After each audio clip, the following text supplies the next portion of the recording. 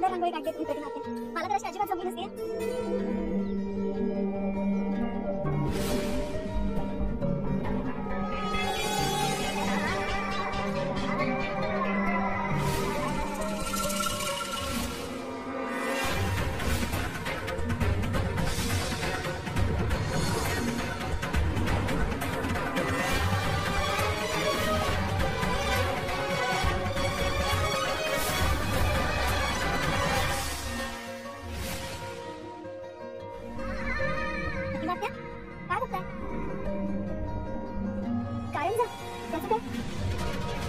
तुम्ही हा बघितला आहे? तुम्ही या घरात आला होता. त्या हवी तुमचंच घर आहे. तुम्ही इथे नेहमी येत होता. पूर्वी नाही.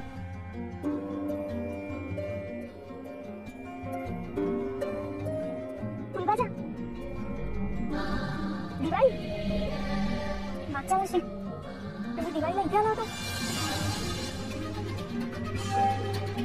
मागच्या वर्षी तुम्ही दिवाळीला ह्या घरात आला होता.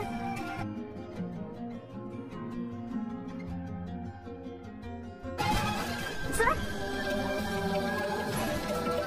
सर लक्ष्मीचं नाणं हे इथे कुठून आलं? हे रांगोळी तुम्हीच काढली ना, मग तुम्ही ठेवलं असेल. नाही सर, हे आता इथे आलंय. म्हणजे ते नाणं तुमचं होतं.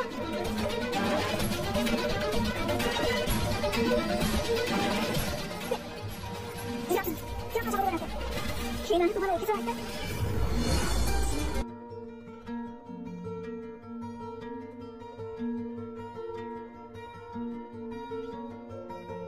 हे तुमचंच नाणं आहे का? ते तुम्हाला पूर्ण जीवी दिलं. तुम्ही म्हणाला की तुम्ही इथे दिवाळी घालवता. ते नाणं तेव्हा तिथे दारात पडलं असेल, कारण मला लक्ष्मीपूजनाच्या रात्री दारातच सापडलं होतं. आणि ह्या नाण्यावरती पूर्ण जीवन तुमचा स्पर्श जाणवला होता.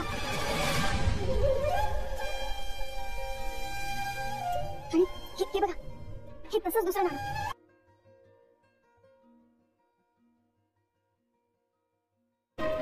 ही दोन्ही नाणी सुभेदारांची आहेत.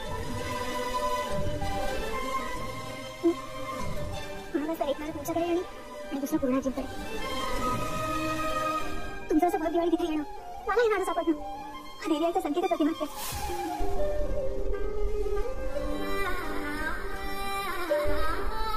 देवी स्वतः तुम्हाला हाताला धरून इथे घेऊन आली. मी तुम्हाला सांगत होते की हेच तुमचं घर आहे.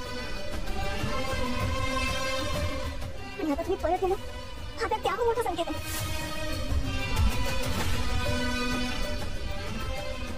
प्रतिमात्या, देवी आई तुम्हाला सांगते की हेच तुमचं कुटुंब आहे आणि त्याची जबाबदारी तिने माझ्यावर दिली.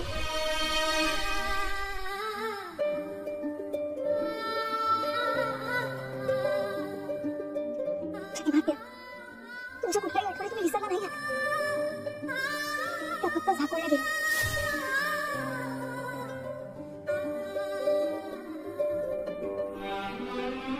मी तुम्हाला आठवते त्या हळूहळू मी तुम्हाला मदत करेन.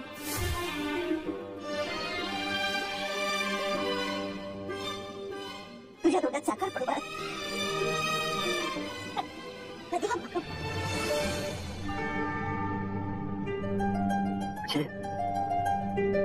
प्रतिमा खरंच दिवाळीमध्ये इथं आली होती? अरे असं वाटतंय तर खरं, पण खरंच जर असं असेल ना तर हा किती मोठा योगायोग आहे. नाही मला तर विश्वासच बसत नाहीये. माणूस माणसाकडे खेचला जातो ना, तो हाच खरंय पूर्णाजी. आणि माझ्याकडे तुम्हाला सगळ्यांना दाखवायला आणखी एक गंमत आहे.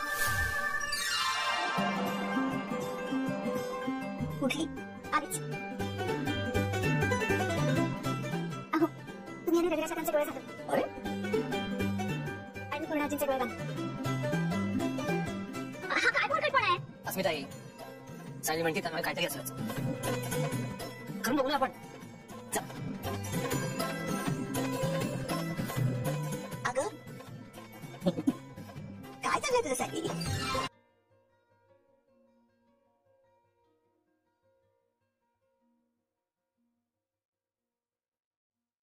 अगं कुठे येत आहे? आले वाटतं. कुठे ग?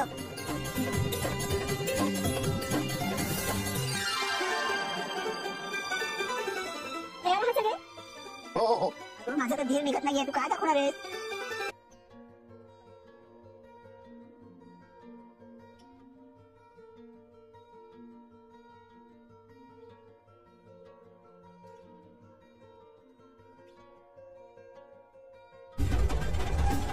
अगं, ही रांगोळी तू काढलीस? ही अशी रांगोळी तर प्रतिमा काढायची.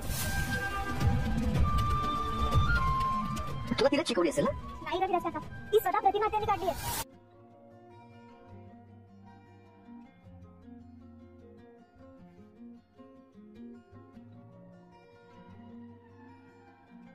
म्हणजे प्रतिमा भल्या पहाटेतून बाहेर आली आणि तिने ती पूर्वीसारखी रांगोळी काढली.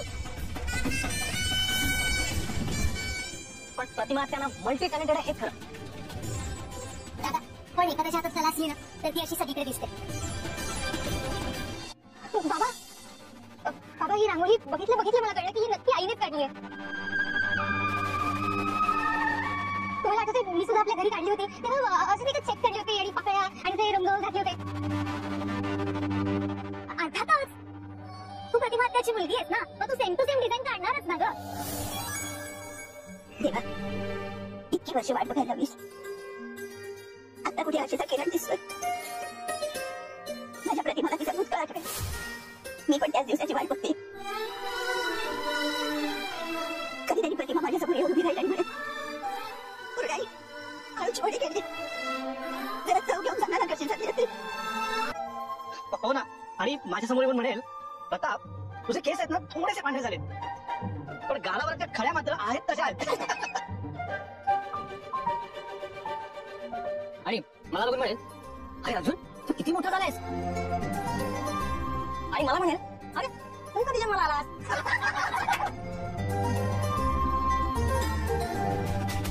आणि प्रतिमा माझ्या समोर येऊन म्हणे, तू माझी तन्वी नाहीच आहे, ती काही खरी तन्वी आहे.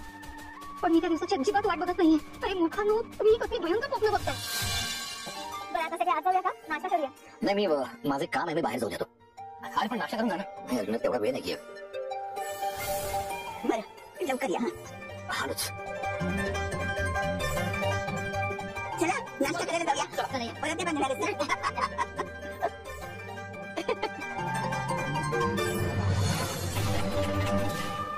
किल्लेदार हॉस्पिटलला गेलाय, तो सुनीता नर्सला काही करून फोन उघडायला लावेल.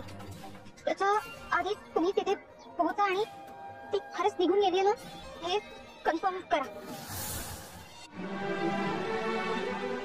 ताई, वय आणि पेन कसं नका? बाबा, तुझी सून आता रेस्टॉरंट उघडणार आहे वाटतं. लोकांच्या ऑर्डर्स लिहून घेणार आहे. अस्मिता, तुला सरळ काही बोलताच येत नाही का ग? आणि अस्मिता, सायली निदान ऑर्डर घेईल तरी, तू फक्त ऑर्डर सोडतेस. नाही अस्मिता ताई, मी ही वही यादी बनवून घेण्यासाठी आणली. सामानाची यादी करायची आहे. नाही, प्रतिमातांची स्मृती परत यावी म्हणून माझा हा एक छोटासा प्रयत्न. बरं, मला तुम्ही सगळं सांगा ना, तुमच्या प्रतिमातांबद्दलच्या काही आठवणी आहेत ना? मला ते सांगा, म्हणजे आपल्याला कळेल की त्यांना काय काय आवडायचं. तसं तर त्यांनी थोडा स्वयंपाक करायला सुरुवात केली आहे, आणि त्यांचे छंद काय होते हे आपल्याला कळेल ना.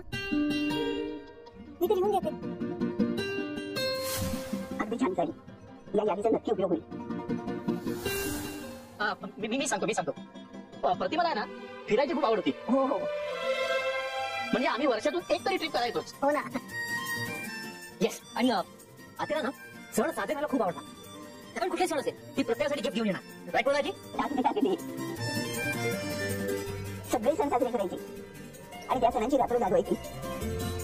मग गाणी काय, गप्पा काय, काय धमाल असायची नुसती रात्रभर. हो, मग ते तर आम्ही कितीतरी रात्री ना अंताक्षरी खेळलेलं होतं की नाही. तुला गंमत सांगतो, पूर्णाई आणि प्रतिमाकडे गाण्याचा एवढा स्टॉक होता ना, आम्ही सगळं थकून जायचो, पण प्रतिमाची गाणी काही जमत नव्हती. पण प्रतिमा त्याला ती सगळी गाणी आता आठवत असतील. पण तुम्हाला सगळ्यांना नाही गंमत सांगतो, एका रिसर्च मध्ये प्रूव्ह झालंय की आपल्याला ना आपल्या आठवणींपेक्षा गाणी आणि म्युझिक जास्त लक्षात राहतात. हो ना आशिमबाजी, मग झालं आपण आज पूर्वीसारखी अंताक्षरी खेळायची अगदी रात्रभर. फॅन्टास्टिक. राजी, तुला नाईट मारायची होती ना, आता घे हा चाल. घेणारच आहे. आणि आजच्या अंताक्षरी कोणीही जिंकू दे किंवा हारू दे, पण प्रतिमा त्यांना पुढे जरी आठवलं ना तरी तो आपल्या सगळ्यांचा मोठा विजय असेल. सायली, तुझ्या सुपीक डोक्यानं जे जे निघेल ना ते अगदी सगळं उपयोगी ठरेल बघ. आज आपण अंताक्षरी खेळूया. प्रतिमाला आपण नाही का नाही ती जुनं संगीत तरी ओळखीचं वाटतंय की नाही ते तरी बघूया.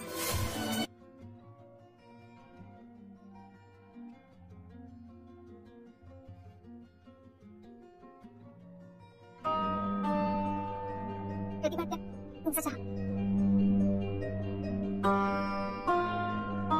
कसला विचार करता प्रतिमा त्या?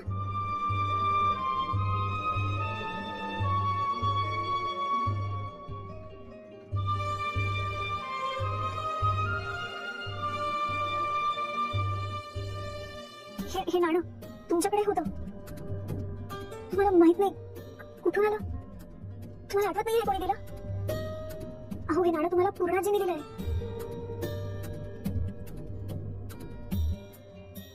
आणि नियतीचा खेळ बघा ना. अहो, तुम्हाला बाकी काहीही आठवत नाहीये, पण तरीही तुम्ही हे नाणं जपून ठेवलं, कारण तुम्हाला हे जाणवलं की या नाण्यामागे काहीतरी माया आहे. आणि आज तीच माया तुम्हाला इथे खेचून घेऊन आली प्रतिमा त्या. बरं, ठीक आहे ठीक आहे, तुम्ही आता काही विचार करत बसू नका. प्रतिमा त्या, तुम्ही नका विचार करू.